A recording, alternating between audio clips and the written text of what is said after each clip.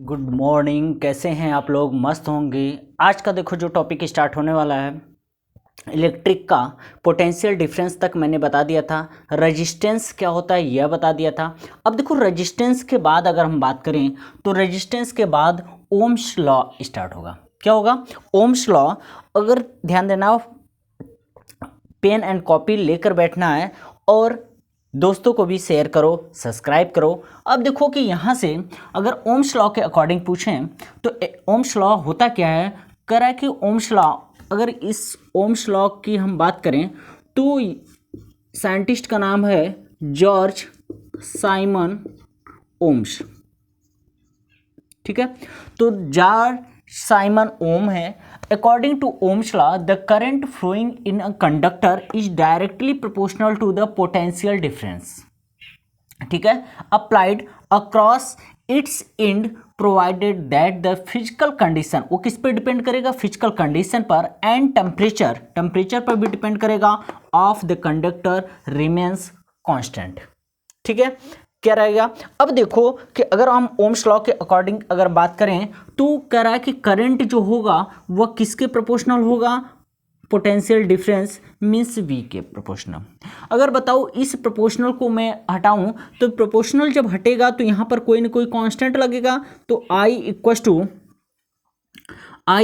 To हो जाएगा क्या आपका यहाँ पर? अगर या आप ऐसे भी कर सकते हैं, आई अपान भी, प्रोपोर्शनल हटा तो यहाँ हो गया आर वी। ठीक है, अब देखो अगर हम बात करें, हाँ एक मिनट, तो यहाँ हो जाएगा क्या? आई प्रोपोर्शनल वी, और यहाँ से आई प्रोपोर्शनल वी हो गया तो हम क्या कर सकते हैं कि जब आई प्रोपोर्शनल वी हुआ, इस प्रोपोर्शनल का मतलब हो गया कि जैसे जैसे आप क्या करते हो, वोल्टेज इंक्रीज करते हो तो करंट भी उसी के साथ क्या होगा? इंक्रीज होगा। ठीक है, पहले इस बात को समझो कि प्रोपोर्शनल का मतलब क्या निकल कर आया। मैंने क्या बोला कि जैसे जैसे आप वोल्टेज को इंक्रीज कर रहे हो वैसे वैसे क्या हो रहा है? करंट भी इंक्रीज होता रहता है। ठीक है, अब करंट क्या होगा? इंक्रीज होता रहता है। अगर मैं यहाँ से यह राइट कर दूँ कि करंट इंक्रीज होगा तो V upon I equals to क्या कर दूं? कांस्टेंट। क्या कर दूं? कांस्टेंट। इसका मतलब है कि V अपान आई कांस्टेंट, इस कांस्टेंट की जगह कोई ना कोई वेरिएबल यूज करेंगे, और यहाँ वेरिएबल जो यूज करेंगे V upon I equals to क्या यूज कर लें? आर। क्या यूज कर लें? आर। आर क्या है? आर की अगर बात करें तो यह रेजिस्टेंस ऑफ कंडक्टर। ठीक है, कंडक्टर है। अब देखो यहां से अगर V upon I equals to R हुआ, क्या V इक्वस टू क्या हो जाएगा? V equals to I R निकल कर आया। ठीक है, V इक्वस टू क्या निकल कर आया? आई आर निकल कर आया। अगर मैं यहां से रेजिस्टेंस की आपसे यूनिट पूछूं तो यूनिट क्या निकल कर आएगा? देखो ये यहाँ से एक ट्रिक भी समझ लो। अगर मैं यहाँ आपको एक ट्रिक बता दूँ तो ट्रिक भी राइट कर लो। ट्रिक क्या हो जाएगा? V equals to I R है, तो यहाँ पर आप बना सकते हो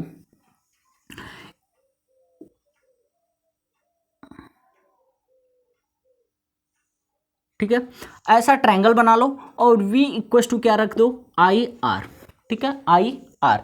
अगर V का फार्मूला पूछा जाए, अगर V इक्वस टू पूछा जाए तो आई आर निकल कर आएगा। आर इक्वस टू पूछा जाएगा तो V अपान आई निकल कर आएगा। आई इक्वस टू पूछा जाए V अपान आर निकल कर आएगा।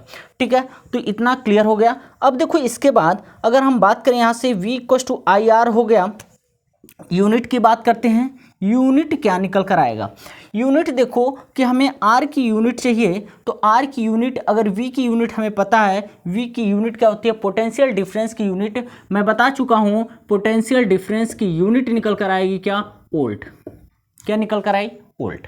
चलो इसकी यूनिट निकल कर आई वोल्ट। और यहां से अगर करंट की यूनिट पूछा जाए तो क्या निकल कर आएगी? एम्पियर। ठीक है, क्लियर है? अब देखो कि वोल्ट निकल कर आई और यहाँ एम्पियर, मीन्स आपका निकल कर आया क्या? अगर आर क्या पूछा जाए तो वोल्ट पर एम्पियर। यही तो निकल कर आया। अब देखो वोल्ट पर एम्पियर निकल कर आया। अब देखो कि अगर यहाँ से मैं इस कोई भी अगर रेजिस्टेंस है उसमें हम वोल्टेज दे रहे हैं 1 वोल्ट, ध्यान से समझना, और यहाँ दे दें क्या, यह तो हमारा हो गया, क्या बता दिए, यह हमारा निकल कर आया यूनिट। अब देखो कि यहाँ से 1 वोल्ट पर एम्पियर को ही बोल देते हैं क्या, 1 ओम। क्या बोल देंगे, 1 ओम। ठीक है, यह ओम है, ओम का सिंबल। अब देखो यहाँ से मतलब कि रेजिस्टेंस की यूनिट क्या निकल कर आई, ओम। ठीक है, यहाँ तक क्लियर हो गया। अब यहाँ से अगर हम बात करें 1 ओम की, ठीक है, नेक्स्ट पॉइंट की बात करते हैं 1 ओम। अब देखो कि यहाँ से अभी आपने पढ़ा कि V upon I equals to क्या था, R। अगर V अपन आई R था, मैं बोला कि V इक्वस टू रखो 1 volt, 1 volt, R equals to मैंने I इक्वस टू बता दिया क्या, 1 एम्पियर। ठीक है, क्या रखना है, 1 एम्पियर। ठीक है, तो देखो यहाँ से R इक्वस टू आ जाएगा 1 वोल्ट अपान 1 एम्पियर, मीन्स 1 में 1 का डिवाइड करोगे तो रिजल्ट आया R इक्वस टू 1 वोल्ट पर एम्पियर। ठीक है, 1 वोल्ट पर एम्पियर को ही बोलते हैं क्या, R इक्वस टू 1 ओम। क्या बोल देंगे, 1 ओम। ठीक है, अब देखो उसी को 1 ओम की अगर डेफिनेशन कभी कभी पूछी जाती है तो the resistance of conductor is said to be the 1 ohm. किसको 1 ओम कहते हैं, कह रहे 1 ampere current, 1 ampere current flow through it when a potential difference of 1 volt. Potential difference की वैल्यू क्या होना चाहिए, 1 volt is applied across the end of conductor. इसी को बोल देंगे क्या, 1 ओम। यहाँ तक क्लियर हुआ। अब देखो इसके बाद अभी आपने 1 किलो, अगर मैं आपसे क्वेश्चन पूछूं 1 किलो ओम इक्वस टू क्या निकल कर आया, 1 किलो ओम। ठीक है, ओम इक्वस टू हो जाएगा 1 किलो मीन्स 10,000 होता है, तो 10,000 ओम निकल कर आया। अगर 1 मेगा ओम पूछा जाएगा, देखो अभी तक पीछे आपने क्या पढ़ा प्रीवियस वीडियो में कि माइक्रो आपने पढ़ा, यहाँ पर क्या पढ़ रहे हैं आप, मेगा ओम। तो यह होता है 10⁶ ओम। ठीक है, यह निकल कर आएगा। ठीक है, अब इसके बाद हम नेक्स्ट पॉइंट की जो बात करने जा रहे हैं, नेक्स्ट पॉइंट है क्या, कंडक्टेंस। अब देखो कंडक्टेंस क्या होगा कि जो आपने यहां से पढ़ा क्या, रेजिस्टेंस, रेजिस्टेंस की प्रोपोर्शनल। ठीक है, रेजिस्टेंस के क्या हो, इन्वर्सली प्रोपोर्शनल कर दें तो वही हमारा क्या होता है, कंडक्टेंस होता है। ठीक है, तो रेजिस्टेंस का जो रेजिस्टेंस ऑफ कंडक्टर राइट कर सकते हैं, द रेसिप्रोकल ऑफ, दिख रहा है, ठीक है, the reciprocal of resistance of conductor is known as conductance। क्या हो जाएगा, conductance means conductance equals to 1 upon क्या, रेजिस्टेंस। ये हो जाएगा क्या आपका फार्मूला। क्लियर है, दिख रहा है, ओके।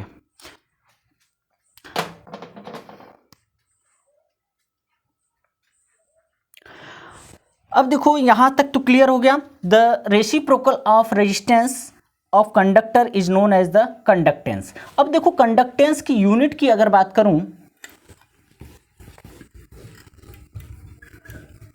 अगर मैं यूनिट की बात करूं तो क्या निकल कर आएगा, देखो कंडक्टेंस इक्वस टू, बताओ रेजिस्टेंस की यूनिट क्या थी, ओम था, यही था ओम। तो कंडक्टेंस की यूनिट क्या निकल कर आएगी, तो यूनिट निकल कर आई आपकी क्या, ओम इनवर्स। क्या कर सकते हैं, ओम इनवर्स। ठीक है, यही निकल कर आई, तो इसकी यूनिट निकल कर आई ओम इनवर्स। यहां तक क्लियर है।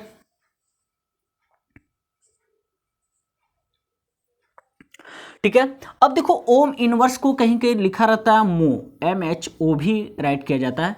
ठीक है, तो यह हो जाएगा आपका कंडक्टेंस।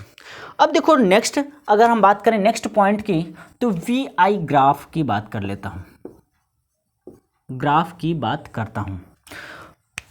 अब देखो अगर ग्राफ की बात करें, यहां तक नोट डाउन कर लिए। अब ग्राफ की मैं बात करता हूं।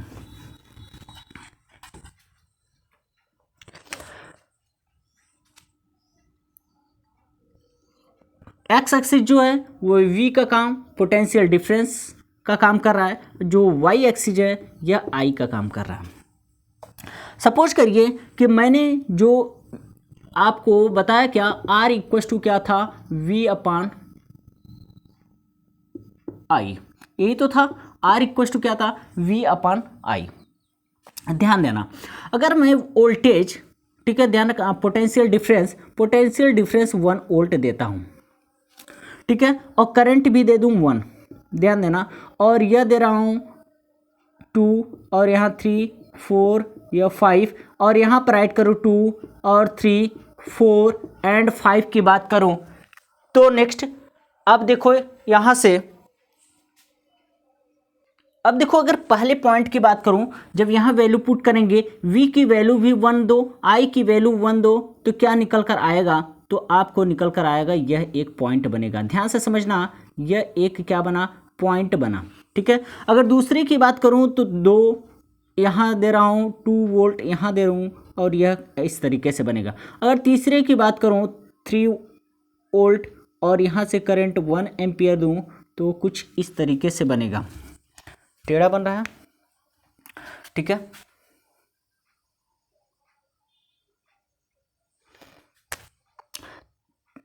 तो यह आ जाएगा आपका क्या, और तीसरा अगर बात करूं तो तीसरा निकल कर आएगा क्या, कुछ इस डायरेक्शन में, और चौथे पॉइंट की बात करूं तो कुछ इस डायरेक्शन में आपका चला जाएगा, ठीक है। अगर पांचवें पॉइंट की बात करूं तो 5 नंबर पे आपका यह आ जाएगा। तो आपका देखो ग्राफ कैसा बन रहा है, एक स्ट्रेट ग्राफ मिला, एक इसके लिए है मेटेलिक की कंडीशन, ठीक है। तो देख रहे हैं कि जो वी आई ग्राफ मैंने बनाया वह ग्राफ किस टाइप का है, एक स्ट्रेट ग्राफ मिला। ग्राफ कैसा मिला, एक स्ट्रेट ग्राफ मिला। अगर हम बात करें नेक्स्ट पॉइंट की, यहाँ से देखो यह ध्यान रखना चाहिए आपको, क्या ग्राफ कैसा मिलेगा, ग्राफ हमारा क्या मिला, स्ट्रेट ग्राफ मिला। अब देखो लिमिटेशन ऑफ, अगर मैं बात करूं limitation of Ohm's law.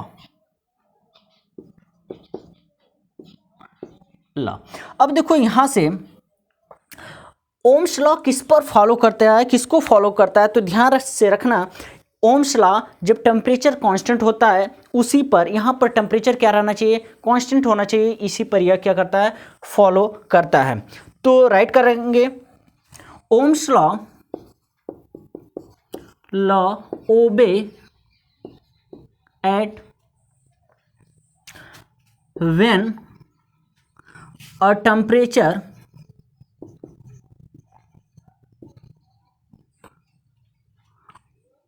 of conductor remains constant, ठीक है। मोस्ट इंपॉर्टेंट पॉइंट नोट करके राइट करना, मैंने क्या बता दिया कि लिमिटेशन इसका क्या है, लिमिटेशन है इसका, मैंने बताया क्या, Ohm's law obeyed when temperature of conductor remains क्या रहना चाहिए, कांस्टेंट, उस कंडीशन में यह फॉलो करेगा। यहाँ तक क्लियर हुआ, यहाँ तक क्लियर हुआ, नोट डाउन करते रहिए, और फ्रेंड सर्किल को शेयर एंड सब्सक्राइब, ये लाइक करो, फटाफट लाइक करो। अब देखो यहाँ से मैंने यहाँ तक एक एक छोटे छोटे पॉइंट को क्लियर करते जा रहा हूँ, क्योंकि देखो यह जो छोटा छोटा पॉइंट बता रहा हूँ ना, तो यह एमसीक्यू में भी क्वेश्चन बनेंगे और न्यूमेरिकल में भी क्वेश्चन, और आगे इसके बहुत सारे बेनिफिट हैं, ठीक है। तो इसलिए एक एक पार्टिकुलर, एक एक छोटे पॉइंट को देखो, रटना नहीं, फिजिक्स क्या होता है, रटने पर डिपेंडेंट ही नहीं है, क्योंकि आप रटेंगे तो उतने तक ही रहेंगे, ठीक है। आगे कोई दूसरा क्वेश्चन चेंज किया फंस जाएंगे, ठीक है। तो ऐसे कंडीशन में हमें यह ध्यान देना है, ओके। नेक्स्ट अगर बात करूं ओमिक, क्या बात कर रहा हूं, ओमिक की अगर बात करूं, ओमिक रेजिस्टेंस, और यहां मैं बात कर लूं, चलो ठीक है, पहले ओमिक रेजिस्टेंस देखते हैं। देखो जो क्या करें, फॉलो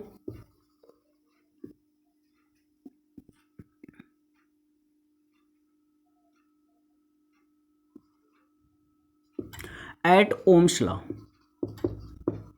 जो क्या करे, ओम्स लॉ को फॉलो करे, वह क्या है, ओमिक रेजिस्टेंस।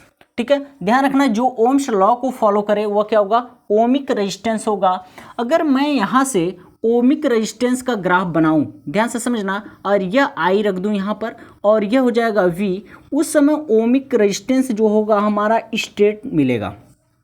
कैसा ग्राफ होगा, स्टेट ग्राफ होगा। ध्यान से समझना, स्टेट ग्राफ होगा। स्टेट ग्राफ कैसे होगा, मैंने प्रीवियस में बताया, अभी जस्ट कुछ देर पहले ही बताया कि वहां से देख रहे हो जो रेजिस्टेंस की वैल्यू आ रही है उस पार्टिकुलर पॉइंट पे, यहाँ भी देख रहे थे तो 1 ओम आया, यहाँ भी देखे 1 ओम आया, यहाँ भी देखे, तो इसकी वैल्यू क्या होगी, फिक्स होगी एंड इक्वल होगी। चलो ये स्ट्रेट लाइन बना। ठीक है, अगर हम नॉन ओमिक की बात करूं तो ध्यान से समझना, अगर नॉन ओमिक की बात करूं तो does not follow at Ohm's law. अब बात आ रही है कि कौन कौन ओम्स लॉ को फॉलो करता है और कौन ओम्स लॉ को फॉलो नहीं करता। अगर मैं इसका ग्राफ की बात करूं तो यह जो ग्राफ बनेगा, यह जो ग्राफ बनने वाला है, अगर मैं बात करूं आई एंड वी का जो ग्राफ बनेगा वह कुछ कर्व्ड टाइप का ग्राफ बनेगा। कैसा बनेगा, कुछ कर्व्ड टाइप का ग्राफ बनेगा। ठीक है, तो यहां से आपको सीधा दिख रहा है कि यहां से जो वैल्यू आएगी यह तो हो गया कर्व टाइप का ग्राफ, और दूसरी इसकी वैल्यू डज नॉट फिक्स्ड, यहां पर कोई भी वैल्यू फिक्स नहीं होने वाली है। यहां तक क्लियर हुआ कि ओमिक एंड नॉन ओमिक क्या होता है। चलो इसमें डिफरेंस की मैं बात करूं, अगर मैं डिफरेंस की बात करूं, चलो इस ग्राफ को मैं यहां बना देता हूं।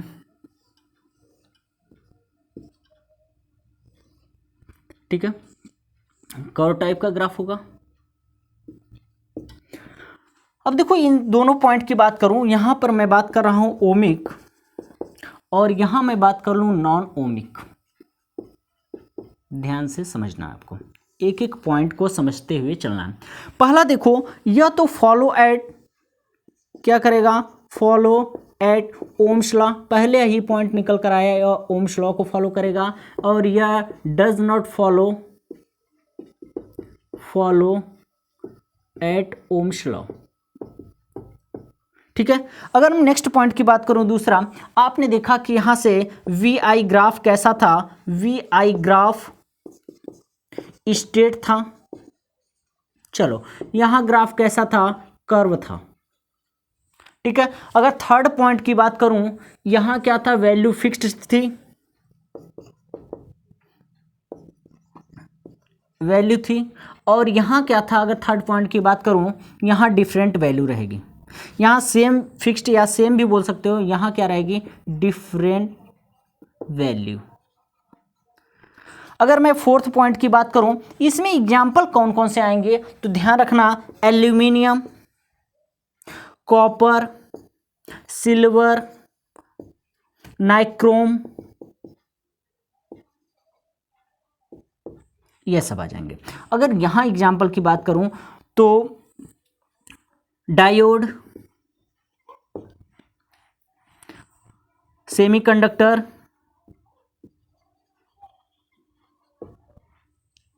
डायोड, सेमीकंडक्टर, एलईडी, यहाँ आयरन भी हो जाएगा, आयरन भी देख सकते हो, नाइक्रोम है तो आयरन, क्योंकि नाइक्रोम ही डाला जाता है आयरन में, और नाइक्रोम का मतलब होता है, अगर इसको अलग अलग करोगे तो एन आई से निकल हो गया, सी आर से क्रोमियम, नाइक्रोम हो गया। सेमीकंडक्टर, एलईडी, एलईडी का फुल फॉर्म होता है क्या, लाइट इमिटिंग डायोड।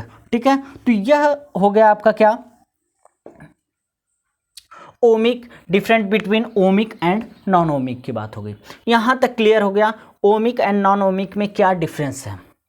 ठीक है, अब मैं नेक्स्ट पॉइंट की बात करने जा रहा हूं। नेक्स्ट पॉइंट की बात करूं तो नेक्स्ट हेडिंग डालिएगा, factor affecting factor affecting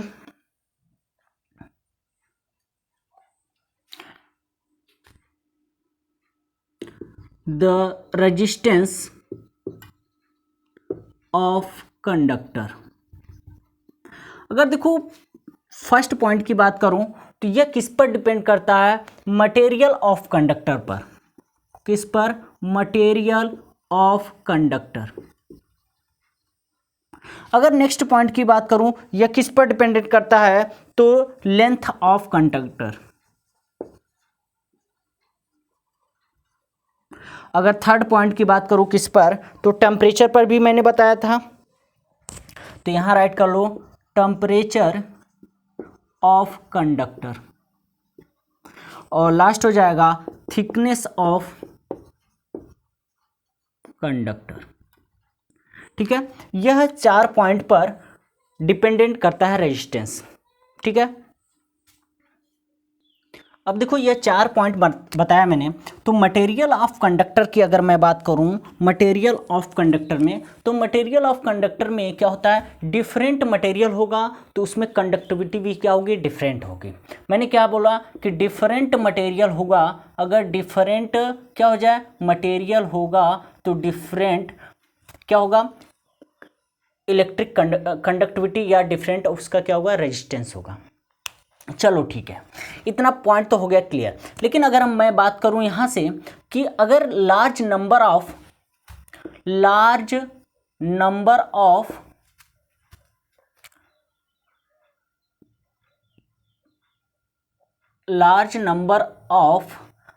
free electron हो,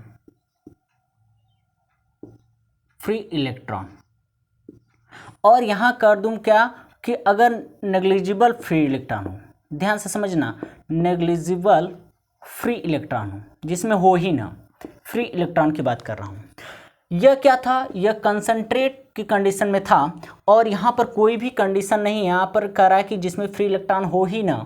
तो बताओ इसमें अगर फ्री इलेक्ट्रॉन होगा तो यह क्या होगा, यह आपका काम किसका करेगा, गुड कंडक्टर का काम करेगा।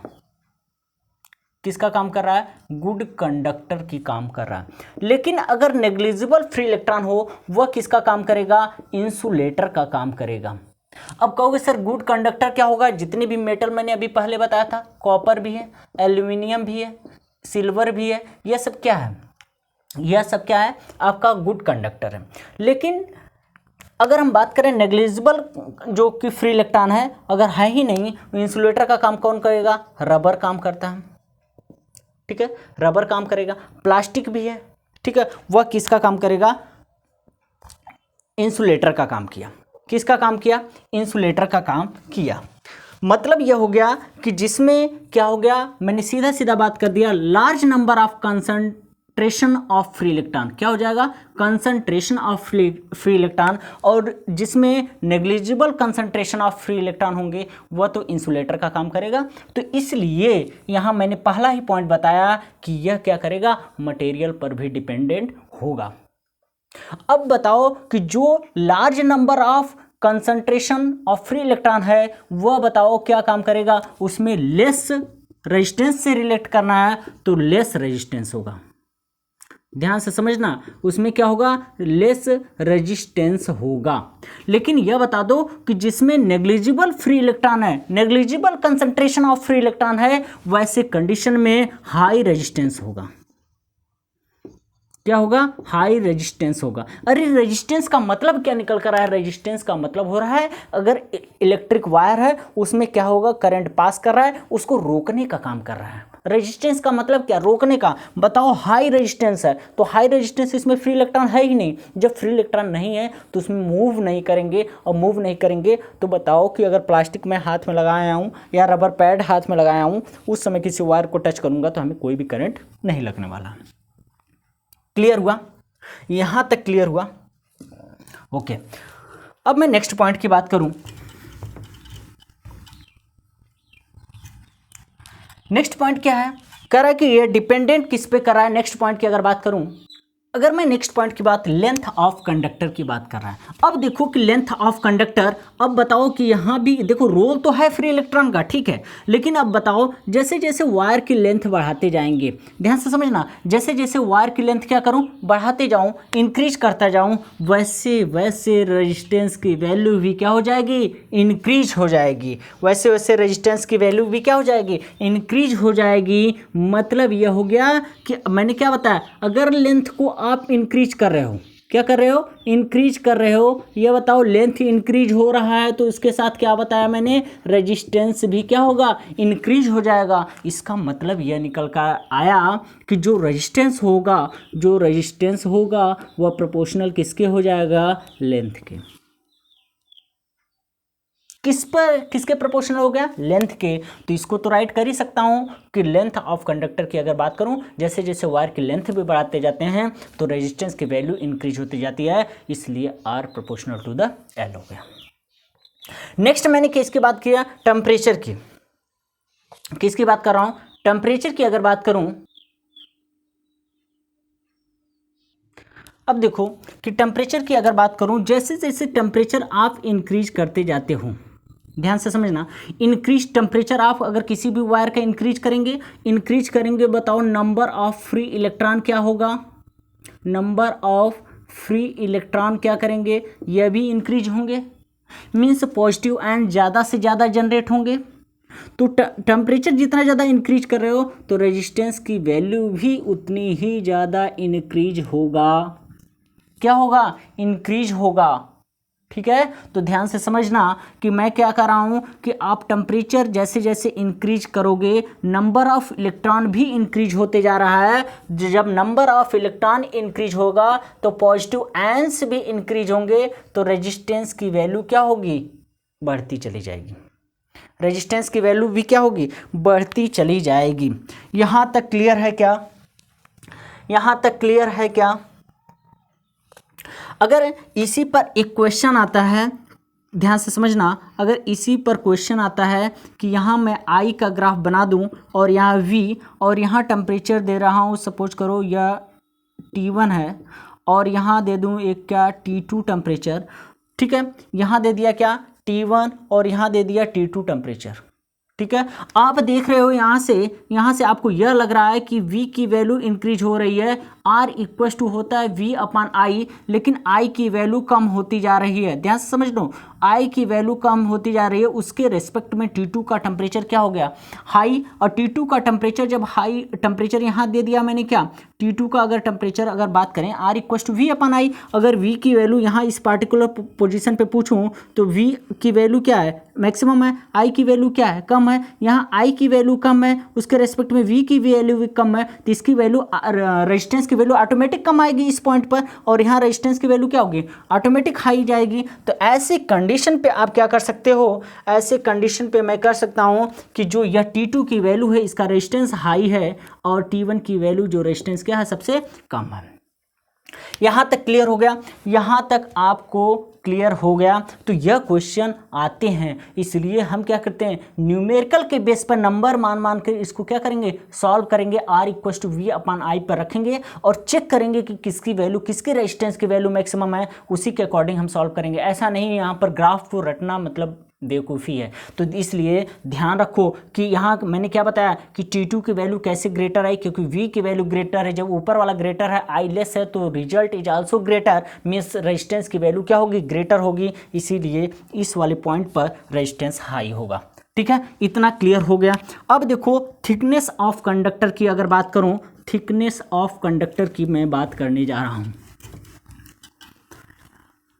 अब देखो कि थिकनेस ऑफ कंडक्टर की अगर बात करेंगे तो यह बताओ कि जो वायर सबसे ज़्यादा थिक होगा, जो सबसे ज़्यादा थिक होगा उसमें लेस रिएक्टिव होगा, लेस रेजिस्टेंस होगा, सॉरी। ठीक है, मैंने कहा कि जो वायर सबसे ज़्यादा थिक है, ठीक है, और उसमें क्या होगा, लेस रेजिस्टेंस होगा। इसका मतलब क्या निकल कर आया कि जो रेजिस्टेंस है इनवर्सली प्रोपोर्शनल है उसके क्या थिकनेस, या कह सकते हो कि इसकी क्या एरिया के, क्या हो जाएगा एरिया के। अगर एरिया के इनवर्सली प्रोपोर्शनल है तो R proportional sorry inversely proportional 1 अपान उसके क्या एरिया की बात कर लूँ या उसके थिकनेस की बात कर लूँ।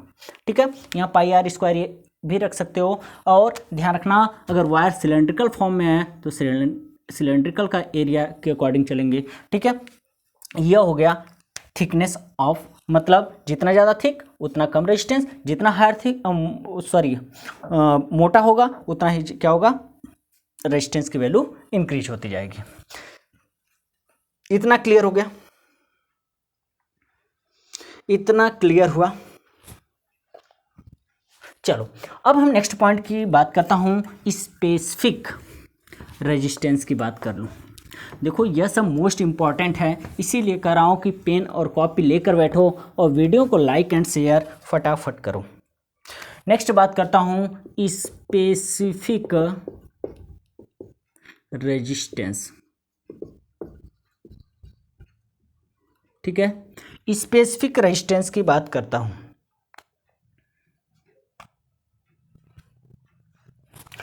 देखो होता क्या है कि अभी आपने पढ़ा क्या, रेजिस्टेंस ऑफ वायर।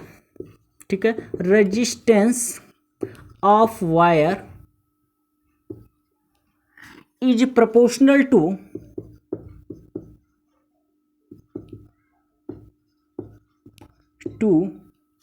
क्या, length.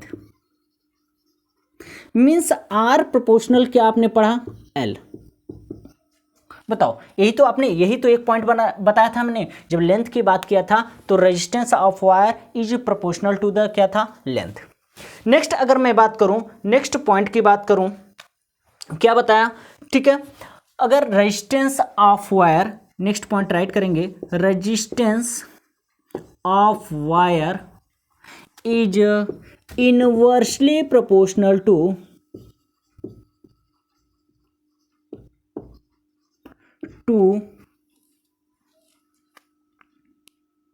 Cross section area, cross section area, जिसको क्या ए से रिप्रेजेंट कर रहा हूं। ठीक है, तो are is inversely proportional 1/a। ठीक है, एरिया मैंने बता दिया, अगर वो सर्कुलर टाइप का है तो आप ए के प्लेस पर क्या राइट करते हैं, या आप यहाँ से राइट कर सकते हैं आज proportional to pi R square, ये भी राइट कर सकते हैं, कोई डाउट की बात नहीं। यहाँ तक क्लियर हो गया। बताओ यहाँ तक कोई डाउट है, बताइए, यहाँ तक कोई डाउट है, यहाँ तक कोई डाउट है। ओके, अब हम यहाँ सॉल्व करते हैं from equation first and second.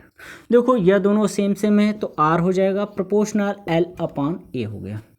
ठीक है, या एक के प्लेस पे पाई आर स्क्वायर भी रख सकते हैं, कोई दिक्कत की बात नहीं है। अब देखो अगर इसको मैं राइट करना चाहूँ, इस प्रोपोर्शनल को हटाऊंगा तो R equal to rho L upon A हो जाएगा। ठीक है, where rho means RHO, rho क्या बोल देंगे भैया, रो को रजिस्टिविटी,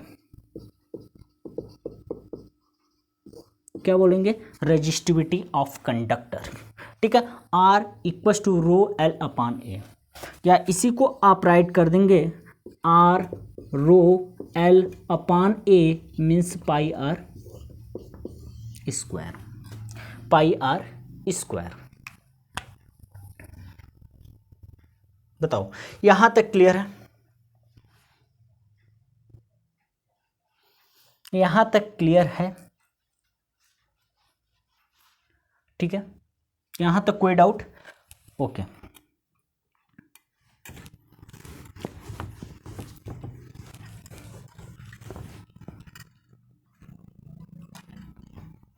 अब देखो इसके आगे की मैं बात करूं,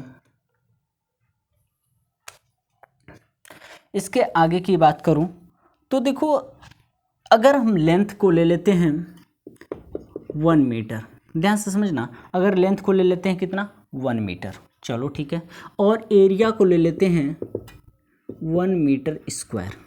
ठीक है, तो आर रो और एल की वैल्यू 1/1 आर इक्वल टू क्या निकल कर आया है, रो। मीन्स रेजिस्टेंस ही क्या है, एक टाइप का रजिस्टिविटी है। यही तो समझ में आया। रेजिस्टेंस भी क्या है, एक टाइप का क्या है, रेजिस्टिविटी है, ठीक है, या उसके इक्वल है, ठीक है। अब हम बात करते हैं कि चलिए ठीक है, तो हो गया क्या, R इक्वस टू रो निकल कर आया, मीन्स यह कंडीशन निकल कर आया, specific resistance of material is the resistance of wire that material of unit length, मैंने क्या लिया, unit length and unit area of cross section, ठीक है, ये राइट कर लेंगे। अब देखो इसका हम निकालते हैं क्या, यूनिट की बात कर लेते हैं, क्या बात कर लें, यूनिट, इसकी यूनिट क्या निकल कर आएगी, चलो ठीक है। अगर हम यूनिट की बात करते हैं, R equals to rho L upon A होता है, ठीक है, यहाँ तक तो नोट डाउन कर लिए। अब हम यूनिट की बात करते हैं, यूनिट ऑफ रेजिस्टिविटी। नेक्स्ट हम बात करेंगे unit of resistivity,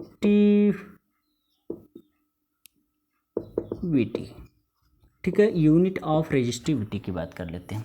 R equals to होगा रो L अपान ए, यही तो होगा। अगर रो इक्वस टू निकालें तो रो इक्वस टू हमारा क्या आ जाएगा, यह इसका यहाँ मल्टीप्लाई होगा, RA बाई L हो जाएगा, ठीक है। रो इक्वस टू रेजिस्टेंस की यूनिट क्या होती है, आप बताएंगे सर, ओम हो गया, ठीक है। और एरिया की यूनिट क्या होगी, अगर एरिया की यूनिट पूछा जाए तो मीटर स्क्वायर होगी, ठीक है। तो मैं यहाँ राइट कर सकता हूँ क्या, मीटर स्क्वायर अपान, और लेंथ की यूनिट क्या होगी, अगर लेंथ की यूनिट पूछा जाए तो मीटर होगा, तो यहाँ मीटर हो गया, 1 मीटर कैंसिल हो गया, रो इक्वस टू निकल कर आया क्या मेरा, अगर रो इक्वस टू पूछा जाए ओम मीटर निकल कर आया, तो यहाँ राइट कर सकते हैं OHM एंड मीटर, ठीक है, ओम मीटर निकल कर आया। यहाँ तक क्लियर है। तो देखो मैंने क्या कहा कि फिजिक्स में कोई भी टॉपिक आपको रटने की ज़रूरत नहीं है, हर टॉपिक एक एक पॉइंट आपका क्लियर होता जाएगा, ठीक है। यहाँ तक क्लियर हो गया, यहाँ तक क्लियर हो गया। तो सिर्फ आज के लिए इतना ही, थैंक यू।